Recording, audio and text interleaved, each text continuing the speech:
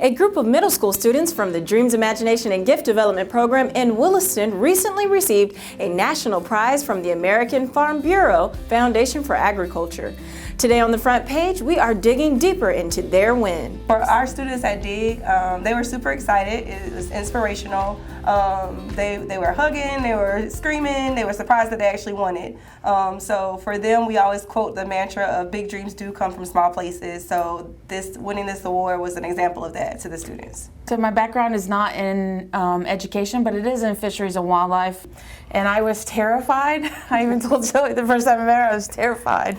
And I think the most rewarding thing for me was at their DIG festival, the students were involved giving out their marigolds to the community. And I got to see these kids just explaining their experiment and stuff, and I got to see that excitement that I still get. I mean, it's obvious I still get excited about science, and to see them being as excited as me, I think that was actually probably better than winning for me. I think our biggest challenge was actually scheduling.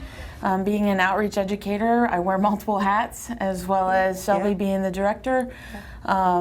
And plus the kids, they're in a program. You want to talk a little bit about what they do in their program? So with after school, we have our middle schoolers or all of our students there Monday through Friday from 3 to 6. So that includes homework time, that includes snack, that includes ELA, math, and STEM enrichment. So for Amanda to find time out of her busy schedule and for our students to find time to actually get the competition done and the projects done, I think that was the biggest challenge. Outside of that, I think everything else went pretty smooth. The only other challenge that I really did see was the kids got so excited and they came up with so many amazing ideas, and actually getting them to hone it into just one or two ideas that were feasible for us to actually be able to accomplish in the short amount of time.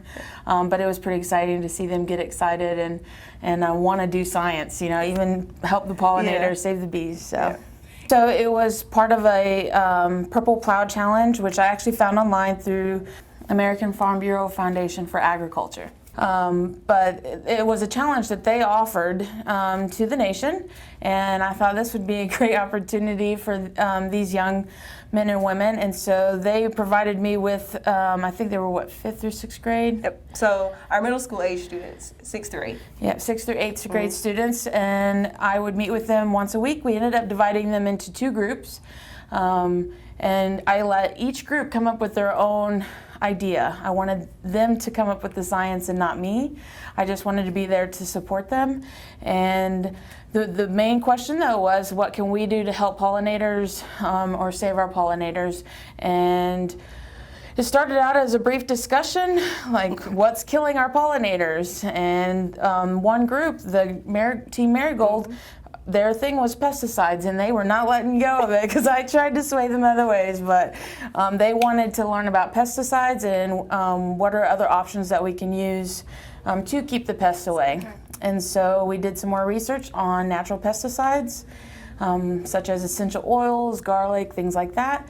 And they decided they wanted to create their own, so that's what we did. And we tested it on tomato plants that we planted. To make it kind of a balanced experiment, we had a control plant, so nothing was sprayed on that plant so they could see. And I bought an insecticide to spray on the last tomato plant, and the kids right away, probably about halfway through, noticed that plant was actually growing slower than the other plants. And now there was probably other factors involved, but the kids, it was just amazing to see the kids actually noticing those kinds of things. So. That's how that all came about. The kids chose what they did. They understood that 1 out of every 3 bites of food that we take is because of a pollinator. And the kids were learning things like that. They were learning the importance of where you spray your pesticide, because sometimes you have to spray pesticides. That's just how it works. But they understood the effect it has on our waterways, on our crops and things like that. And they really got that understanding and knowledge of how important our pollinators are for our future. You know, not just because the flowers look pretty and things like that. It's about our future, and they are our future. The students at DIG. We'll be back after a quick commercial break. Everyone's a welcome guest at Crescent Automotive. We're Aiken's Choice Award winner 4 years in a row. That probably has a lot to do with our low upfront windshield pricing and no additional processing fees. Remember, everybody drives Crescent. You should too. Welcome back. It's tea time. The Palmetto Amateur Golf Tournament tees off next week for its 44th installment. In our District 84 update, check out the coverage of the debate for District 84 State Representative seat. Sunday Best.